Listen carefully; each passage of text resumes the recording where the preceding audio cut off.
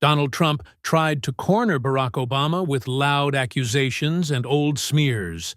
But in one calm response, Obama turned Trump's own words against him, shattered Trump's excuse, and exposed a level of leadership that left the entire room stunned. And it all began that evening. The room already felt wrong before anyone took the stage. Not loud, not chaotic, just tense in a way people couldn't explain in the room tonight. When Barack Obama stepped onto the stage, the applause came fast, and then stopped, almost on cue. He started where people lived.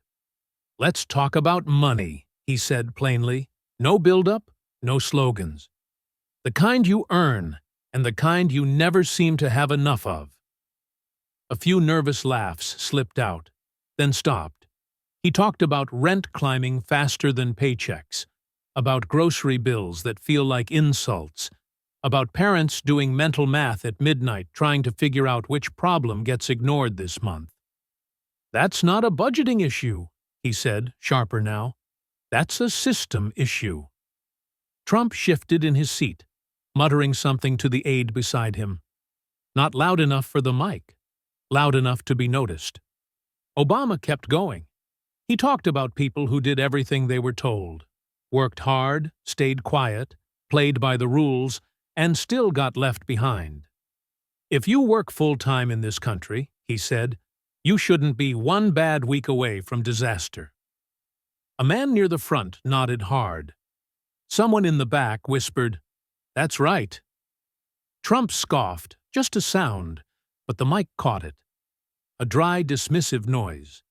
He shifted to health care, and his tone tightened. "No one should be choosing between insulin and groceries," he said. "No one." He paused, eyes steady. "And if that sentence bothers you, ask yourself why." A ripple ran through the crowd. Trump leaned forward, tapping the table once, twice, like he was counting down. Someone near him whispered, "Let it go." He didn't. He smirked, glanced toward the cameras, and shook his head slowly, as if to say this was all nonsense. Obama noticed the movement this time. He slowed down instead of speeding up. "I know there are people who hear this and say it's exaggeration," he said, voice controlled. "They say it's drama. They say folks should just work harder." He stopped, letting that hang. But most of the people saying that have never stood in line at a pharmacy, wondering which prescription they can afford today. The room got quieter. Trump rolled his eyes openly now. No shame, no restraint. The speech moved to climate, then education. But Obama trimmed the fat. No long stories, no sentimental detours, just hard points delivered clean. "Kids don't fail because they lack talent," he said. "They fail because adults fail them first." That one landed like a slap. Trump laughed under his breath. Not amused laughter. Mocking laughter. It echoed more than he expected. A few heads turned. The tension thickened. Obama stopped again. This time it wasn't smooth. It was abrupt. He looked up, not at the crowd, but directly toward Trump. Not a challenge. Not anger. More like acknowledgement. The silence that followed wasn't respectful. It was loaded. Trump straightened, ready. His posture changed. He leaned toward the mic, lips parting, clearly planning to jump in. Obama held the pause just long enough to take control back. "There's a lot of noise in this country right now," he said quietly. "A lot of shouting. A lot of people trying to turn every conversation into a fight." His eyes stayed where they were. Some folks don't want solutions. They want spectacle. A few gasps. Trump stiffened. Someone in the audience muttered, "Damn." Then Obama stopped again. Mid-sentence, mid-thought. No filler, no recovery, just silence. Trump's fingers drummed once on the table. The room felt like it was holding its breath. Obama didn't change his tone after the tension crept in. If anything, he leaned into it. His voice stayed steady, grounded, almost stubbornly calm, like a father who refuses to raise his voice even when the room is getting loud. "We can argue all day about politics," he said, "but the problems don't care who you voted for." He talked about climate change without panic and without denial, framing it the way regular people feel it. Farmers losing crops, families watching insurance bills climb, towns rebuilding after storms that used to be once in a lifetime and now happen every year. "This isn't about ideology," he said. "It's about whether we take responsibility or keep pretending it's someone else's mess." Trump flipped a page on the table in front of him, slow and deliberate, like he wanted the sound to carry. He leaned back, then forward again, whispering something to the aide beside him. The aide shook his head slightly, eyes darting toward the stage. Trump didn't care. He smirked and kept scanning the room, checking reactions, measuring whether Obama's words were landing too well. The host noticed it too. You could see it in the way he adjusted his posture, the way his eyes flicked back and forth like he was watching a fuse burn down toward the stick of dynamite. Obama moved to healthcare, but he didn't drown it in policy. "Getting sick shouldn't feel like a financial crime," he said flatly. "And being healthy shouldn't be a luxury item." He talked about families who avoid doctors because they're scared of the bill, about parents Googling symptoms at night instead of getting help. "That's not freedom," he said, firmer now. "That's fear dressed up as choice." Trump scoffed again, louder this time. A few people turned sharply in their seats. Someone whispered, "Is he serious?" The tension crept higher, slow but steady. Education came next, but Obama cut straight to the bone. "Talent is everywhere," he said. "Opportunity isn't." He spoke about kids with big dreams sitting in classrooms with outdated books and broken computers. He didn't sugarcoat it. "When we underfund schools, we're not saving money," he said. "We're sending the bill to the next generation with interest."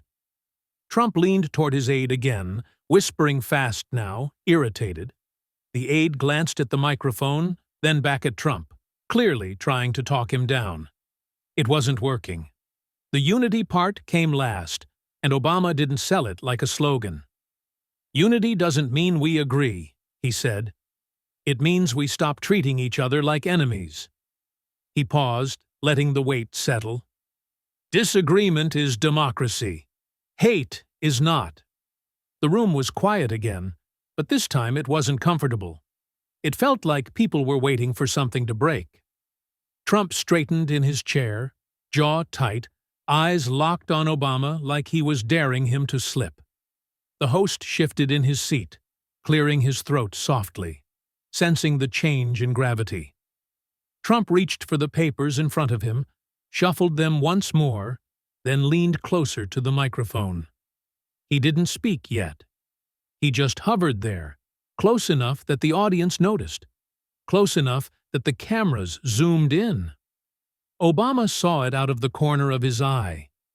He didn't stop talking, but his pace slowed, measured, intentional. Obama was finishing a thought about responsibility when Trump leaned fully into the microphone. No warning, no hesitation. "Hold on," he said, voice sharp, already raised. "You keep talking like you speak for everybody, but there are still a lot of unanswered questions about you." The shift was instant. Heads snapped toward the sound. The host stiffened. This wasn't a follow-up. This wasn't a challenge.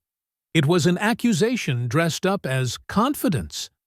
Trump didn't wait for permission. "You talk about unity and values," he continued, talking over the last echo of Obama's words, "but people still don't know where you really come from." A low murmur rolled through the crowd. Some sighed, some groaned, others sat frozen, recognizing the turn before it fully landed. Trump pressed on, his voice climbing. "You never cleared up the birth certificate issue. You dodged it. You laughed it off. And now you want to lecture Americans about truth? He shook his head slowly, like a prosecutor disappointed with a lying witness. Obama didn't move. He didn't blink. He stood there, hands resting calmly on the podium, eyes forward. Trump took that stillness as weakness. "People deserve honesty," he said, pointing now, not subtly. "They deserve to know if the man standing up there actually represents them, or if he's been hiding something this whole time." The word hiding hung in the air, ugly and deliberate. The crowd reacted in flashes. Someone whispered, "Here we go." Another muttered, "That's garbage," while a few uneasy laughs popped and died fast. Trump leaned in closer, feeding off the tension. "And let's talk about loyalty," he said, dragging the word out. "Because a lot of us remember you going overseas and apologizing for America, bowing to foreign leaders, talking down this country like it embarrassed you." His tone wasn't curious. It was prosecutorial. "So tell me, Barack," he said, finally using the name like a challenge, "do you even love this country?" Not a question. A verdict. The room cracked. Audible reactions shot out from every direction. Gasps, angry whispers, a sharp, "Oh, come on," from the back. Someone clapped once, sarcastically, then stopped. The host looked like he might step in, but Trump wasn't finished. He never was when he smelled blood.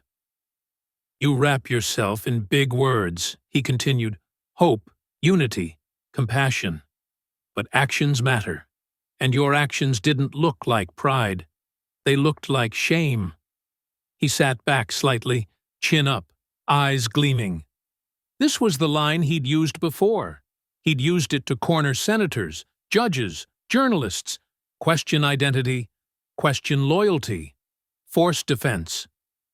Obama still hadn't spoken. That silence drove Trump harder.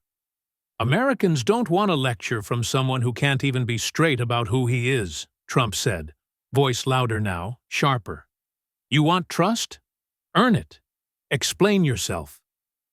The words landed heavy, designed to bruise, designed to make Obama explain, justify, shrink. Trump believed this was the moment.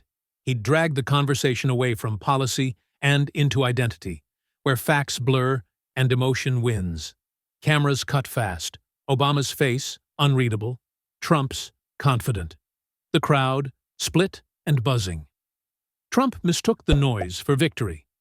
He nodded to himself, lips curling into a half-smile, like a boxer who thinks the other guy is wobbling. In his mind, the trap had closed. He'd framed Obama as defensive, suspicious, un-American. All that was left was to wait for the reaction. Obama didn't answer right away. He didn't shake his head. He didn't sigh. He didn't do any of the things people expect when they've just been accused on live microphones. He simply stood there, hands still on the podium, eyes lowered to his notes like he was rereading something he already knew by heart. The silence stretched longer than felt comfortable. At first, people thought he was choosing his words. Then it became clear. He wasn't choosing anything yet. He was letting the moment sit, letting Trump own it. That pause did something to the room. The audience shifted in their seats.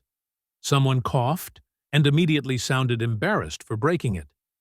Cameras hesitated, unsure which face to stay on. Silence like that isn't empty. It's heavy.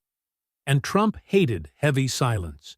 He had built his entire style on filling space, talking faster, louder, harder, until the other person either snapped or shrank. That was the trap. Push hard, force a reaction, then punish the reaction. Obama wasn't reacting, and that was already a problem. Trump leaned forward again, impatience creeping into his voice. "Well," he said, short and sharp, like a teacher calling on a student who hadn't done the homework. A few uneasy laughs rippled and died immediately.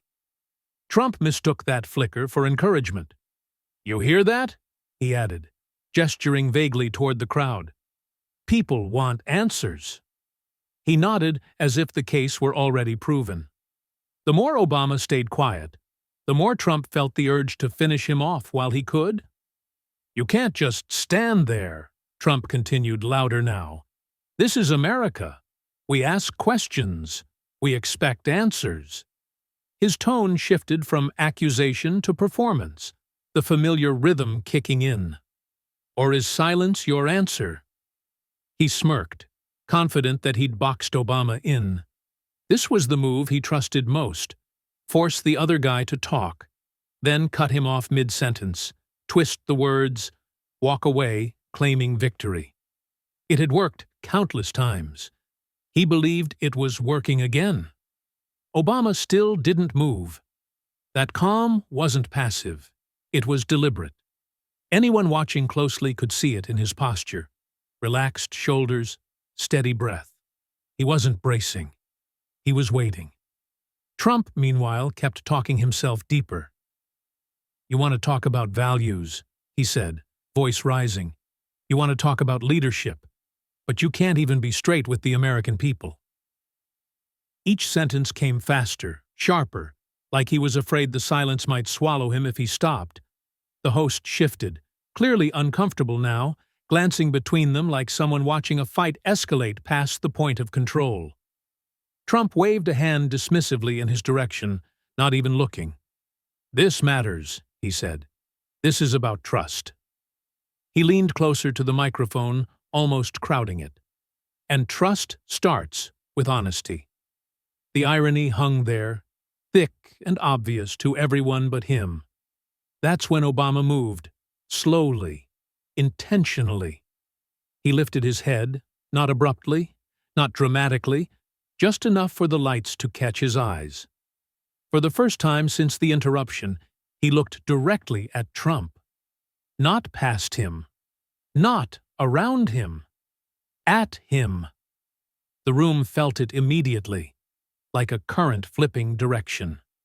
Trump's voice trailed off mid-thought, his mouth still open, as if he hadn't expected that look to come at all. Obama didn't speak yet. He held the eye contact, steady and unblinking.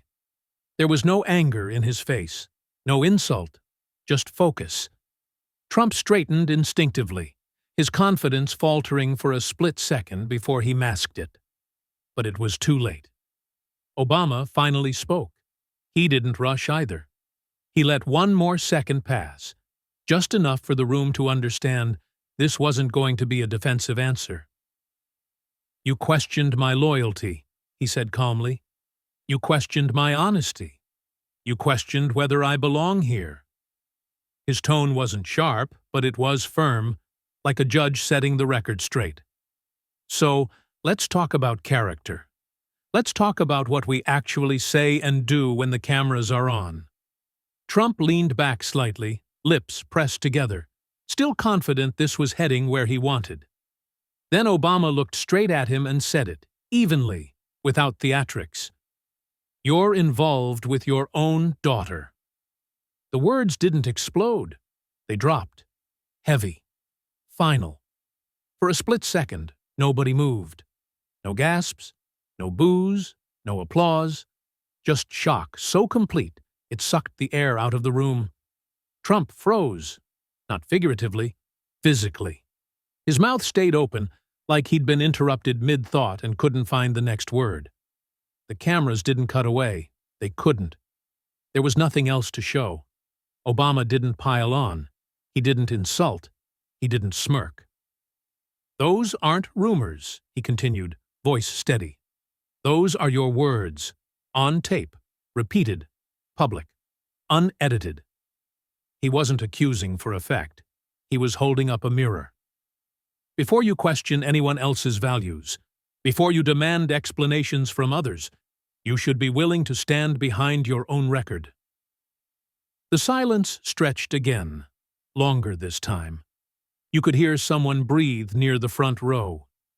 The host sat perfectly still, hands folded, eyes fixed forward, afraid that any movement might shatter the moment. Trump tried to react. He blinked hard, once, twice. His hand tightened on the microphone, then loosened.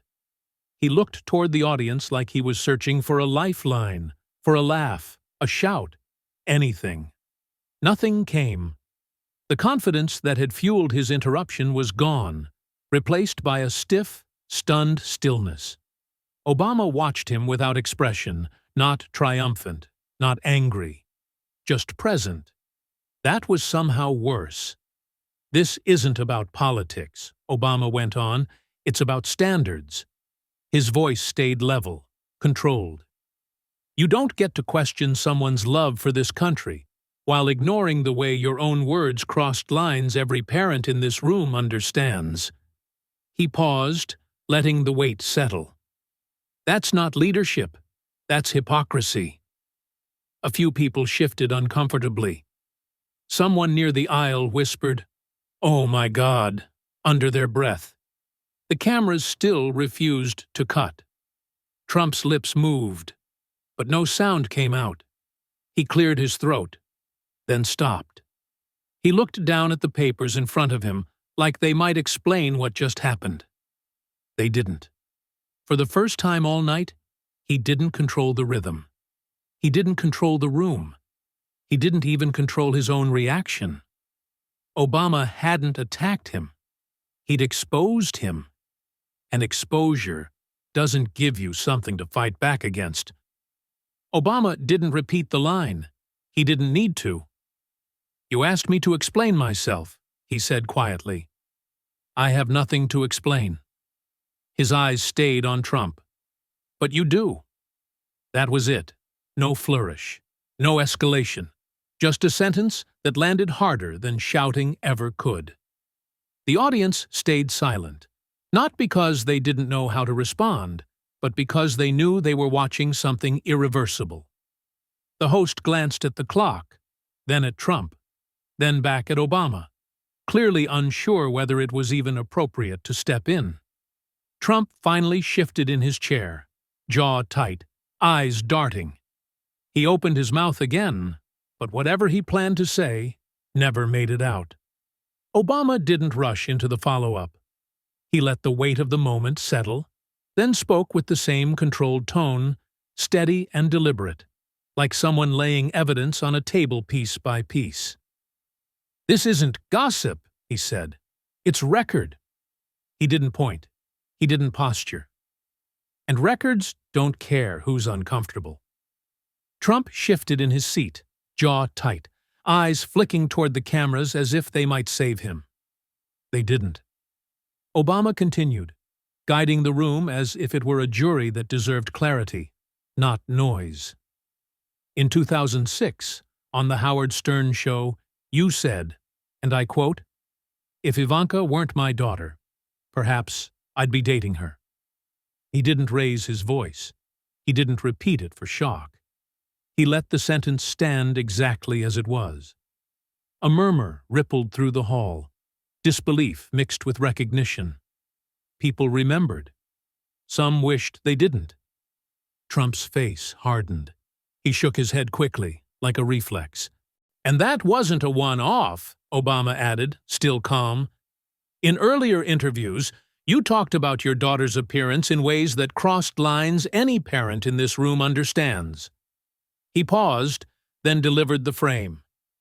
"Words leave marks. They don't vanish because time passes, and they don't disappear because someone wishes they would." The room leaned in. This wasn't an attack. It was an accounting. Trump finally exploded. "Fake!" he barked, loud enough to jolt the microphones. "AI. It's all AI." The word bounced off the walls, hollow and frantic. A few people laughed. Not mockery, not applause. Just that short, involuntary sound when reality refuses to cooperate. Obama didn't flinch. He waited for the echo to die, then answered without heat. "There was no AI in 2006, he said evenly. "No deepfakes, no synthetic audio. Those words were yours, on tape, long before AI became an excuse." Trump leaned forward, palms flat, voice climbing. "You're lying," he snapped. "Everyone lies about me." Obama met him where he stood, not by matching volume, but by tightening the facts. "The interviews are public," he said. "They were public then. They're public now. People heard them when they happened." He looked out at the crowd, then back at Trump. "You don't erase a record by yelling at it." The host glanced down at his notes, then back up, frozen. He didn't interrupt. He couldn't. The cameras stayed wide, then cut close. Trump's eyes darting, Obama's steady. Obama pressed on, not faster, not slower, precise. "Leadership isn't about denying your past," he said. "It's about owning it. Accountability isn't optional when it gets uncomfortable." A woman in the front row shook her head slowly. A man near the aisle folded his arms tighter, jaw clenched. The emotional balance in the room tipped, quietly but decisively. Trump tried again, louder. "AI," he shouted, pointing vaguely, as if the word itself could carry weight. It didn't. It only made the contrast sharper. Obama responded with the same line, unchanged, because it didn't need changing. There was no AI in 2006. He let the repetition do the work. The record exists, the words exist, and they matter. The more Trump shouted, the smaller the claim sounded. The room felt it. Obama shifted the lens just slightly, from quote to consequence. "When leaders speak," he said, "they teach. When they joke, they teach. When they deflect, they teach." He paused. "And when those words cross lines, they don't just reflect on one person, they land on families, on kids, on anyone listening." The silence that followed wasn't stunned anymore. It was resolved. People had chosen where they stood, even if they didn't clap. Trump slumped back, hands gripping the armrests.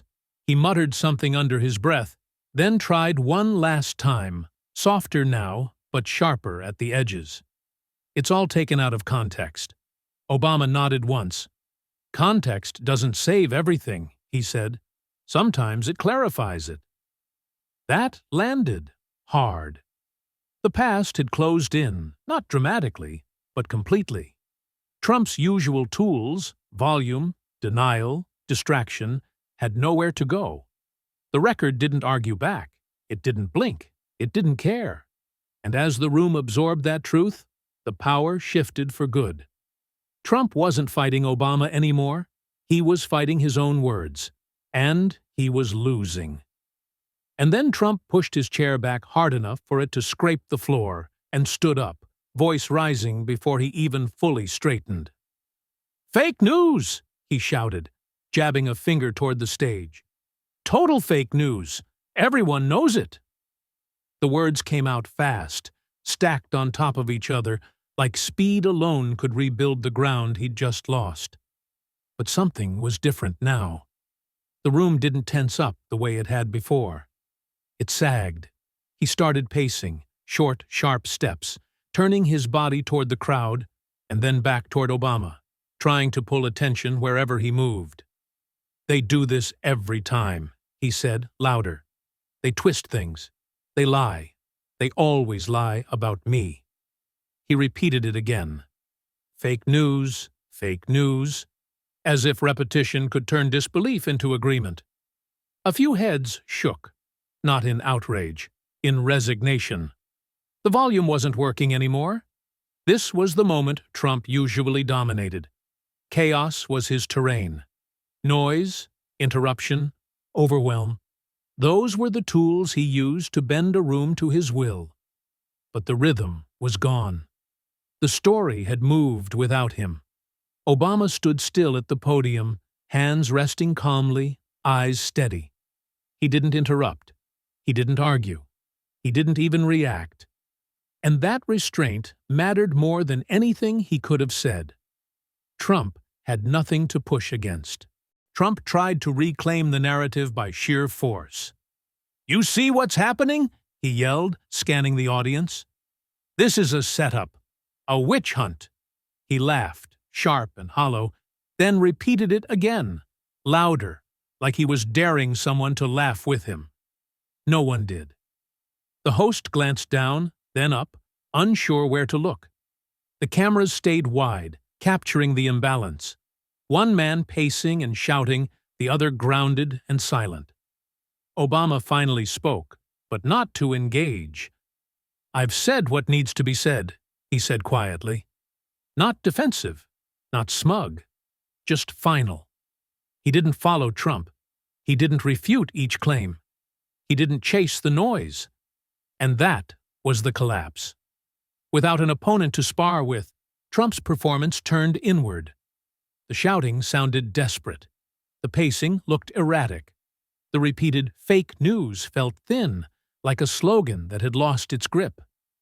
Trump stopped pacing and pointed again. "You think you can do this to me?" he said, voice cracking just enough to be noticed. "You won't get away with it." It sounded less like a threat and more like frustration. He waited for a reaction. Boos, cheers, anything. What he got was silence. Not the sharp silence from before, but a dull one. The kind that tells you the crowd has already moved on. He looked around, eyes searching for a camera angle that might save the moment, then shook his head hard. "This is a disaster," he muttered, half into the mic, half to himself. "A total disaster." He turned away from the podium, took a few steps toward the edge of the stage, then stopped, as if reconsidering. No one called him back. Obama didn't move. The host didn't intervene. The decision hung there, awkward and exposed. Trump made it for him. He turned again, threw one last fake news over his shoulder, and walked off. Not calmly, not confidently. He stormed away in tight, angry steps, jaw clenched, shoulders rigid. The microphone picked up the tail end of his muttering before the sound dropped out. The exit wasn't dramatic. It was abrupt, incomplete. Like someone leaving an argument because they'd run out of words. Obama waited until the echo of Trump's exit was completely gone. Not just the sound of footsteps, but the tension they carried. He didn't rush to fill the space. He understood something the room now understood too. The contrast had already spoken louder than any argument. When he finally began again, his voice was calm, almost conversational, like a teacher resuming a lesson after an unexpected disruption. "Leadership isn't about who can talk the loudest," he said. "It's about who people trust when the noise fades." He didn't mention Trump's name. He didn't need to. "We've all seen different styles of power," he continued.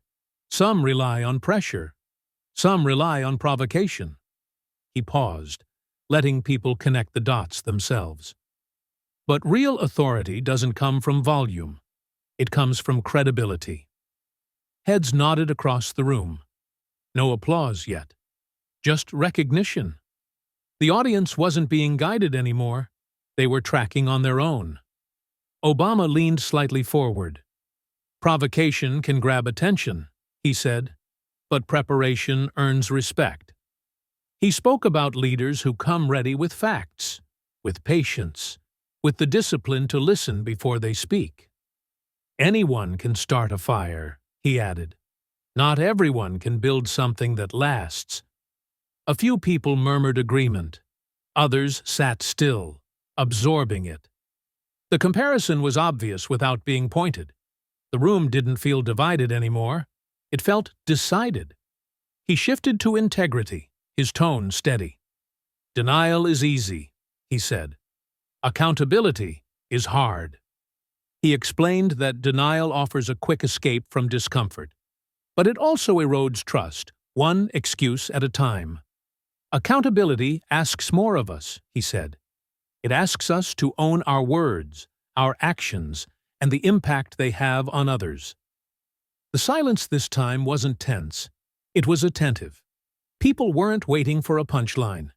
They were measuring themselves against the standard he was describing. Obama stopped framing it as politics altogether.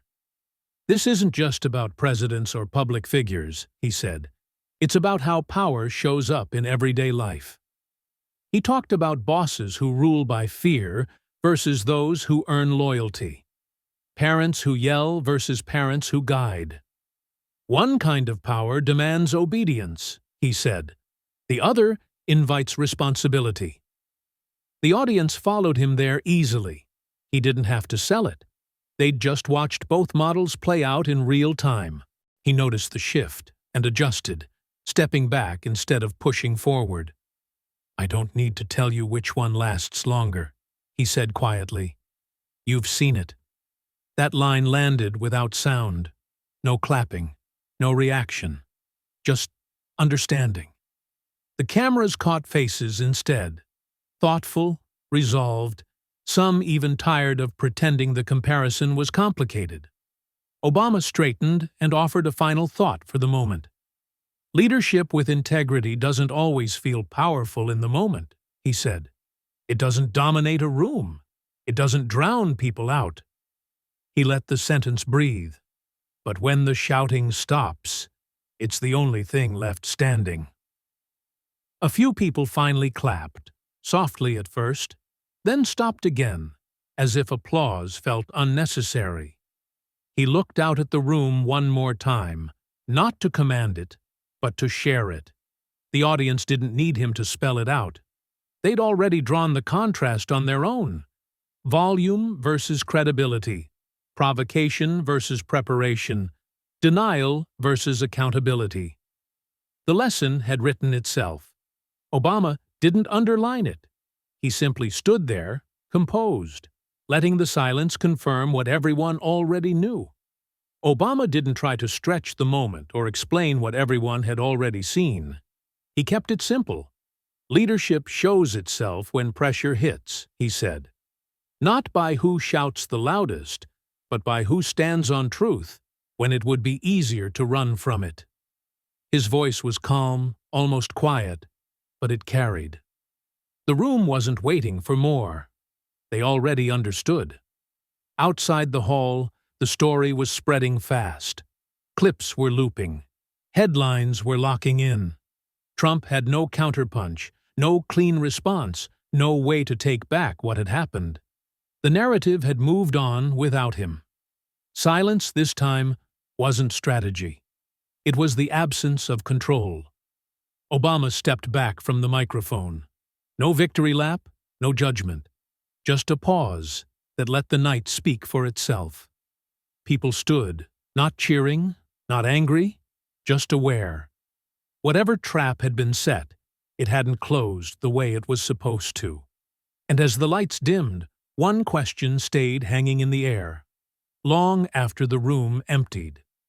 Who actually walked into the trap? If this story made you think, stay with us. Subscribe for more moments where power shifts, truth cuts through noise, and silence says the most.